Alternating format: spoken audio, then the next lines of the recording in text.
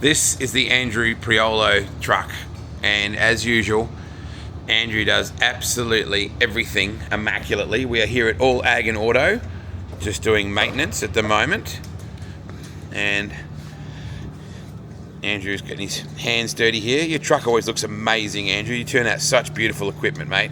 It's good to see you over here in Bordertown. Thanks, mate. It's good to be here. Beautiful little place, that's for sure.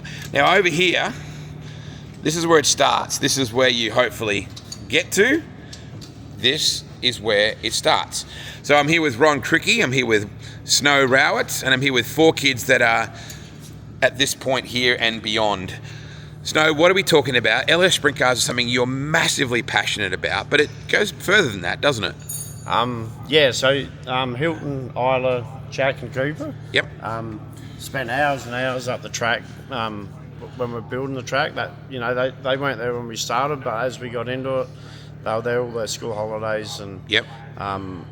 School holidays, weekends, after school to get that track built. Yep. So we got the point, well, they built the track, we need to build cars for them. So the LS LS3 is just getting off the ground, and we've got second-hand motors out of wrecked cars, and right. They've stripped them all down and measured them all up, and Hilton and Isla got theirs going. Now Jack's at the stage where it's ready to bolt back together.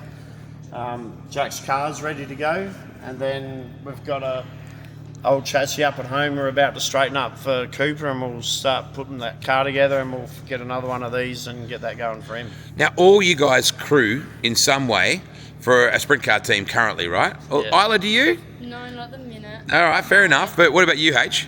I've been with Scott and Dell for a year now. Yep. With all the speedway stuff we're doing down here, Mark Lyons came down and he was giving us a hand. He was down here for a year, and I got talking with him, and I rang him up and asked if I could come help him and Scott out.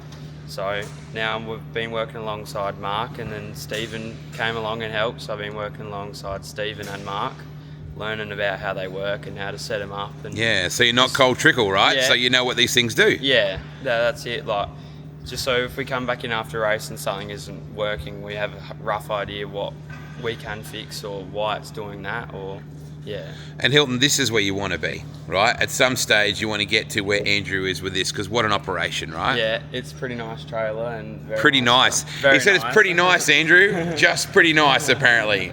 Yeah, it's a good setup. It'd be good to get like there someday.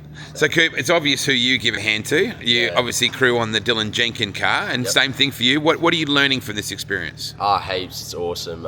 It's getting us ready for this. Dylan gives us heaps of information, and the boys on that crew they got a book of knowledge, and just trying to be a sponge and learn as much as I can before I'm in the main game too. How far are you from doing that? Just got a bent car at the moment, so a fair way, but we'll chip away at it, do as much as we can. And yeah, absolutely. There's got to be a goal, I'm sure. Yeah, next season. All right, Jack, what about you? We see you a lot with Marcus Dumsney, That's where you spend your time. What are you learning? Yeah, it's good. I'm hanging around Mouse and Stevo, best of the game. So, yeah. Yeah.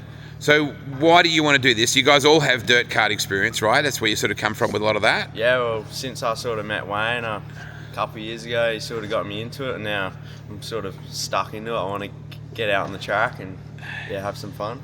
Now, Isla, you know that none of this comes just because mum and dad write a check, right? They did, but you had to work for it, right? And you still have to work on your own cars. Yeah, we do all our own maintenance. We've got starting to get a bit of a crew going. Yeah, we work on all our own cars. And yeah. You're actually an Australian champion in a dirt car. Don't frown. You are, right? Australia 2, Australia 1. So your experience with dirt karting has been hugely helpful with just working on the karts as well, right? Yeah, so we also do all our own maintenance on the dirt carts. We've been doing that for years, like changing motors, sprockets, front sprockets, And you're getting to the point now where your brother's actually scared of you on the track because he pinched your starting spot at Murray Bridge. Is that what I heard? Well, that's what I heard, right? He wouldn't let you in, is that right? Oh, there was a bit of a thing there, but it's all good. Well covered. So Ron Krikke has been standing here looking at this, Hall of Famer, the Bunbury Bullet. Ron Krikke, good to see you, Ronnie. Good to be here, mate. Now, you were hanging out at Snow's house and you caught a look at what Hilton and Isla are doing with these LS cars, and I get the feeling you think this is the way to go. Well, when you look at the basics of it all, I mean, why wouldn't you? I mean, the 360 division is working but not working, and it's not growing. And back where in WA, the limited division is very, very strong. Yep. But when you sit down and work the cost out on the two divisions, what they pay for their motors, etc., versus this LS series is crazy. I mean, you got a brand new motor in round figures is around 30 grand. They're doing 60 shows with them. And that's probably the killer too, right? Because what Andrew has got tied up over here, when this is $500,000 worth for sure, just sitting there as it is. And like you said, a rebuild on the motor is one of the big killers in this, yeah? Of course it is. I mean, when you're talking 100 grand for a motor, you know, that on its own is a massive budget. So you think one of these young guys, if they had enough sponsorship via parents and outside, 100 grand would put them on the track for 2 years. And these other guys are spending 100 on their maintenance, etc., on the motors, diffs, everything else on these 410s. So Ronnie, you come from a different era, like Snow and like many of us, where the concept of a working bee was a thing, right? Everyone got together at the club and they got the shovels out and they went and worked on the facility. With iPads and iPhones and technology and all that stuff, kids aren't necessarily tuned into that mentality. Not really, no. But say with these guys, to see what Snow's putting in place with this young crew, it's just incredible. And Snow, that is your absolute goal here, is that there's going to be an increase in awareness of how you have to help your clubs. Oh, 100%. Like, you look at the investment with this car behind us, and the amount of work you got to do in your business to create that, and then we go to these racetracks, which is the last part of what we do, and if the club isn't going strong with everyone involved, why are we spending that money to go do it? So we get these young ones coming through the club, teach them how to look after the club. The next step for these young ones is when we get the cars going, they're going to organise their own LS race with their mates. Murray Bridge last weekend, they had 4 or 5 mates each with them. Yep. So getting the youth back into the sport. Yeah, the youth, and they had a wow time. It was a club show. There was a 20-lap feature. They put on a good show. Yeah. So it's almost like no help, no race, right? Your whole ethos with all these kids is that they're all involved in the actual racetrack build itself, with working on the staunchions and the fence, things like that, right? Yeah, and the skills they get from this, like it's free life lessons. Like they're all about to get into careers, and Cooper and Jack just got apprenticeships when they started at 13 and 14. They probably didn't know what they want to do, but they got to the end of that project and they've both gone and got jobs and well into their apprenticeship first, second year. So the carrot at the end of this for all you guys is you get to race sprint cars. Yeah. So it's different being an apprentice, right? Apprentice plumber, Ronnie, right? Back in the day, you never got, if you be an apprentice plumber for me, you can drive a sprint car. That you can see what Wayne's setting up that incentive. That's great because, as I say, they're working around the track, they're working on the track, the fences, staffing the areas that need to be staffed. Because having a racetrack, it's not all beer and skittles. It costs money, and to make money out of it's difficult because of the cost to run it. So having this young crew or younger people like this to do all the things around it, work on the gates, work here, work there, pick this up, drop that off, put the bins out. If you've got to hire people, you can't afford to do it. So, and you've been a promoter, right? You know that the overheads are horrific in this industry.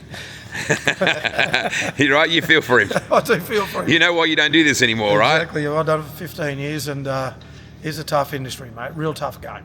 So Cooper and Jack, you guys are both, at least you can see what can happen, right? The reality is that these two, brother and sister, are now racing with their own cars, and so you know that the carrot is there. It's worth it. Yeah, it's pretty exciting, and going up with these two, it's pretty cool to see them getting to do what they want to do and just lights the fire in us, I guess, to make sure we're there one day too. And the great thing is that there's a phenomenal breeding ground right next to the Speedway. Like the Tatiara Dirt Kart Club is fantastic. So everyone can come across from there if they want. Yeah, growing up racing go-karts, mum and dad are heavily involved in that. There's good young sort of generation coming through that, and it's exciting. Absolutely. So, how far are you away from making this all happen? Oh, well, the next week, me and Dad will keep chipping away at building it, and then hopefully Maybe not 2 weeks, yeah. Ooh, 2 weeks, mate. Yeah, Put a deadline on it. it's getting there. You pumped? Yeah, it's going to be good. I'm not sure what to expect, but it's going to be a lot of fun, I reckon. So this is a process that we should the reason I'm standing this right next to this is that this is where you want to end up. Ultimately, this is where you want to be with your own coffee machine inside the truck. And you were looking at the block before as well, Ronnie. I know you were sort of looking at this, pretty fascinated by this whole concept.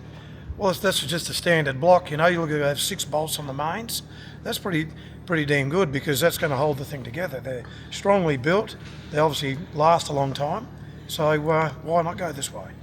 It's good to see the future, the youth, and that's what Snow has been pushing a lot since we started this whole project. And with the South Australian government being so supportive, Peter Malinauskas and your local members, and everything, government support's been hugely important for you, Snow. And that's where Gavin's got Perth like it is. Gavin's put heaps of work into getting that money. Like, it just hasn't happened overnight. The last 4 or 5 years before COVID, he's built those races up to what they are, and now the government wants to come and support it. So we need everyone in South Australia to get behind our clubs. Everyone that races, get behind our clubs and build a culture so we can do the same thing.